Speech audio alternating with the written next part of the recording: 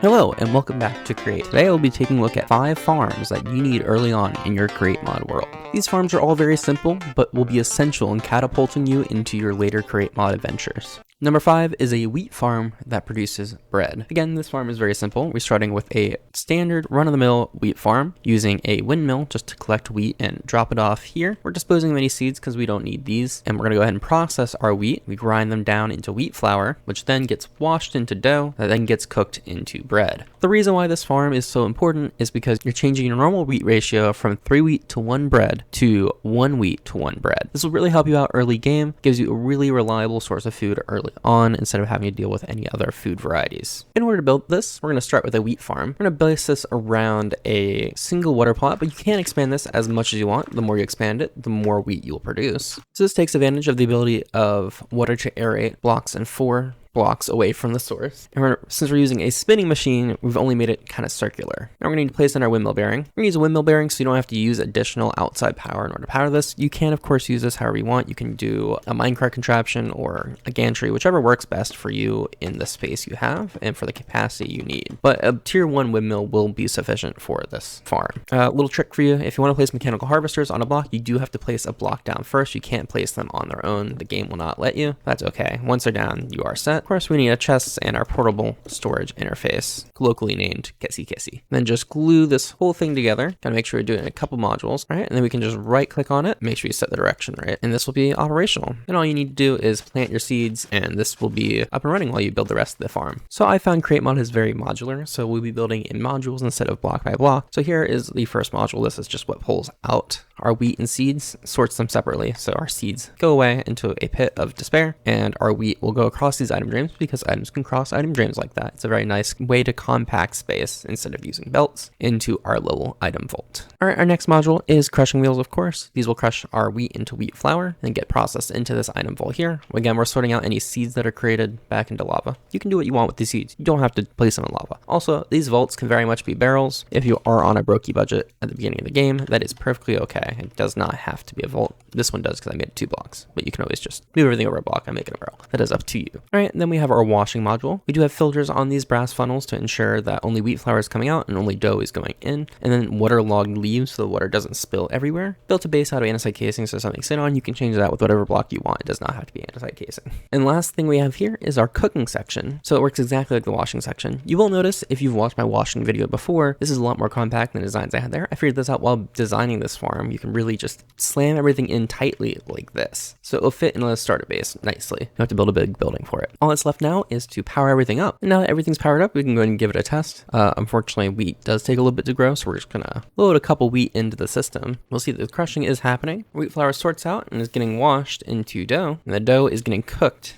into bread. And there we have it. We have some bread produced automatically. Just as a side note, schematics for all these farms we linked in the Discord down below. Now moving on to number 4, this is a kelp farm.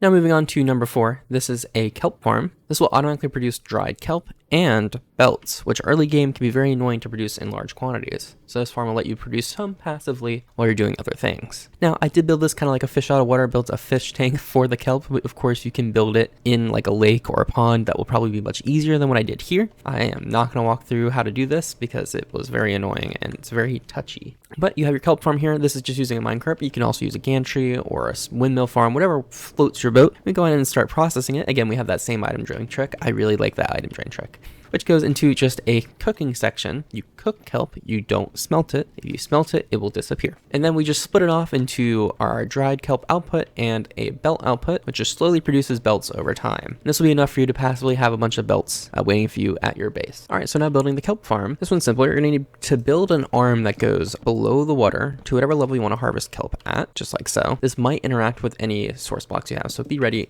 and careful for that if you're doing it like an out of water fish tank like I am. Again, mechanical harvesters, you do have to place them on the block ahead of whatever you're doing. And you need some sort of storage. I found just a barrel is enough for this one. You get a lot of items, but not that many. Then we do need to set up our portable storage interface, our Kissy Kissy, and we can do up our matching one on the other side. Now, all you need is a minecart and a bit of super glue to glue this whole thing together. Please do be careful when you are gluing this because glue is very sticky. I don't mean that as a joke. I mean, you could accidentally glue something you don't want glued into your contraption. Then go ahead and activate it. You will need a lever on the cart contraption, and you might have to give it a push if you didn't put a power rail underneath it like I did dumbly. Or you can pick it up with a wrench, which is what what I'm going to do because that is just easier. Please, please, please make sure you lock rotation. If you forget to lock rotation, this thing's going to spin like crazy. So we'll try that again. Power it on, snag it. I'm going to get rid of the card assembler, place it with the rail, and then let it free. Then I'm going to go in here and clean up this water. And then of course, we're going to have to pull our items out of the portable storage interface and put it into a storage solution. I found using a chute does not really work.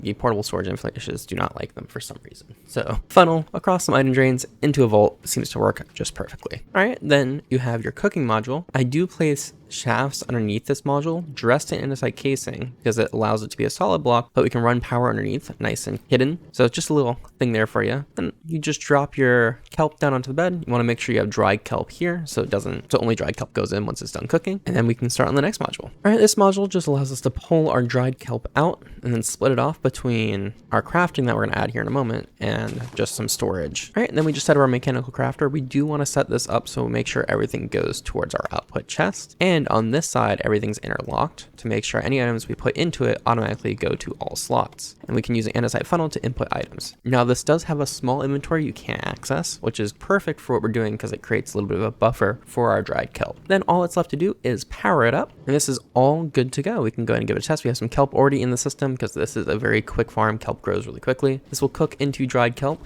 I do have this tunnel just set on the basic split. You can toy with that if you'd like to whatever you see fit. All right, you can see then it's producing our belts as well as we have some dried kelp in storage. This will slowly produce you plenty of belts and dried kelp over time. Number 3 is a wood farm. Wood farms are very helpful in create. You use a lot of wood, even just in normal Minecraft, so this will help you passively produce plenty of wood over time. Interesting note about this farm is it does have this pattern in the ground. This is actually the same exact farm I used for my diamond farm video. So this pattern allows the spruce trees to grow quicker because they're not trying to grow into the 2x2 trees. You can reconfigure this ground however you like to be more optimal for whatever tree type you're using. If you're doing oak, you can fill the whole thing with oak. If you're doing just like 2x2s, you can create little 2x2 areas patterned off. This will work for so many different tree types. I think the only one it wouldn't work for, at least I'm not sure, is mangrove, so I don't want to speak to it. It's opportunity. This one's actually extremely simple, and I'll show you how to do it right over here. So our base layer of this farm is very simple. Again, you can configure this however you want for whatever type of tree you are growing. We're going to continue with the spruce here because we already have that set up. But again, reconfigure it for whatever tree you're using. We don't have to worry about planting anything right this second. We can actually use the machine to do that for you, which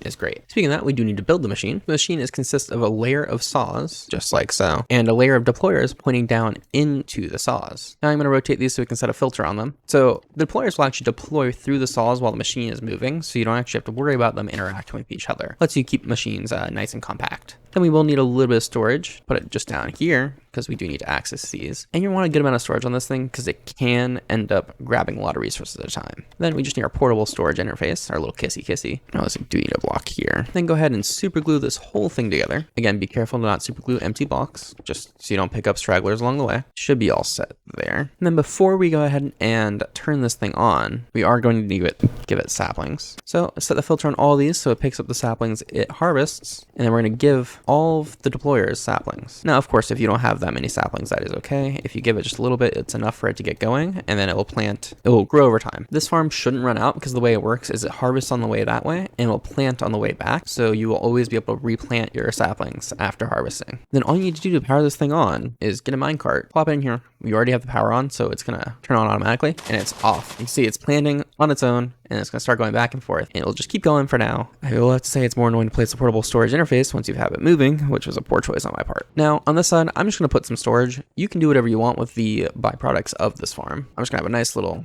2x2, just a little bit of storage, nothing crazy. A chute going into it, and then we're gonna have a funnel. Now this funnel is gonna be interesting, and we need to place this up first. Funnel going into the chute. The reason we're doing it this way is instead of pulling a chute out, for some reason contraptions do not update with chutes properly, so they won't accept that as an output for some reason. I don't know why. So you use a funnel into a chute to go into the item vault. That works better from my experience. It's more reliable. Sometimes chutes will work. Of course, we want to wait till a tree grows. I'm in creative, so I can just use some bone meal. Go ahead and give it a test, make sure everything's working properly. And then we'll see everything is transferring over. Yep, there comes our stuff. And Iron Vault now has some stuff in it, which is perfect. All right, on to number 4. Some of you may recognize this. This is just your run-of-the-mill iron farm. It's a very simple version that should be easy enough to make early on in the game instead of, producing like 20,000 iron an hour, just, number off the top of my head. So it's composed of just a couple modules. We have our cobblestone gen. Very simple, very easy. It goes into into some crushing wheels, which then just gets washed and produced into iron. Very, very simple.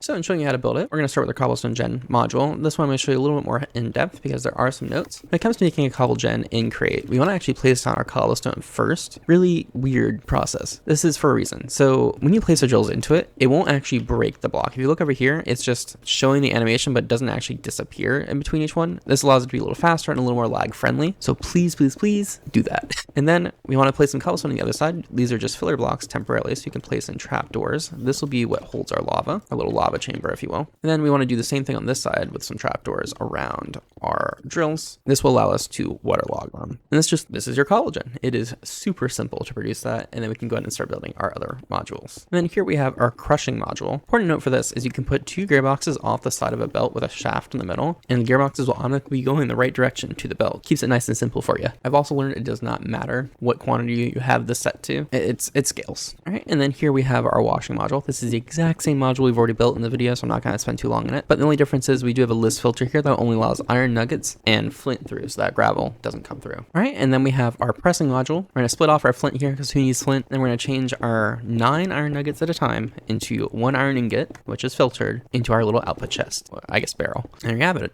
an iron farm. But now this thing needs power. But we can see everything is working. Oh, I didn't actually power this up. Now we can see everything is working as it's supposed to. We are washing, we are crushing, we will be pressing here in just a moment. We are crushing away, and everything is working as it's supposed to. Our number 1 slot is an andesite farm. And you can see it's very similar from the iron farm because it is the iron farm. We're just adding another set of modules to the side to also produce andesite. So pretty much all we need to add is another cobble gen just for some basic gravel to come along, some lava, and then a press with a basin to process our flint and andesite. This is really helpful because it will let you build andesite alloy as well. You can automate that by using this. To build this, we're just going to start with the exact same iron farm from before, so I'm not going to rebuild it. We're going to add these other modules, and it's literally just going to be a copy paste. So we're going to add another cobble gen module right here, the exact same crushing module right here. This one is going to go a little farther out, a little buffer storage right here. I do recommend making this one a little big with probably some sort of remote turn off for our cobble farm because it might overflow. It will overflow. Then I'll place one really long belt right here, just so the outputs are aligned, just like so. And this is where the new stuff begins. We're going to have our basin producing andesite right here, making sure our little spout is facing this way. Then we're going to pull a belt off of here using a belt so we can also transfer power while we're at it, not just items. And then we need to add our lava. Lava is a funny one because you can manually put lava in, or if you have a 10,000 block sized pit of lava, it counts as a bottomless supply. So very easy to set those up. There are plenty of videos on how to do that. Chosen Architect is where I learned how. He had a little machine he used and just create SMP, and it worked great. So I recommend just doing something like that and it will work out perfectly. I'm running my pump right here just because of where there's a power hookup, so I don't have to do anything crazy. And then I'm just going to pull from the lava supply I already have. And all that's left is to hook up power, and then we are good to go. And this thing should be good to go. I just want to max out that speed. Oh, I forgot one. Don't forget to put the lava. Right now, everything is running as it's supposed to. See, our various components are being produced slowly over time. The gravel's going to fill up a little quicker because it does take some time to get some flint in the system. We can just help it along. You see, we are producing our andesite now, as well as iron over here. I hope you all enjoyed and learned something new. All the schematics for this will be linked down in Discord in the description. I also want to take a moment to announce I'll be joining a creator SMP, the Be Creative SMP to be specific. I'll be going live here very soon. Not like live on streaming, but just like live as the SMP is going alive. It's alive. So I'm very excited to announce that. You'll see the list of creators on the screen already. But that's all for now. I hope you enjoyed. I'll see you all next time. Bye for now.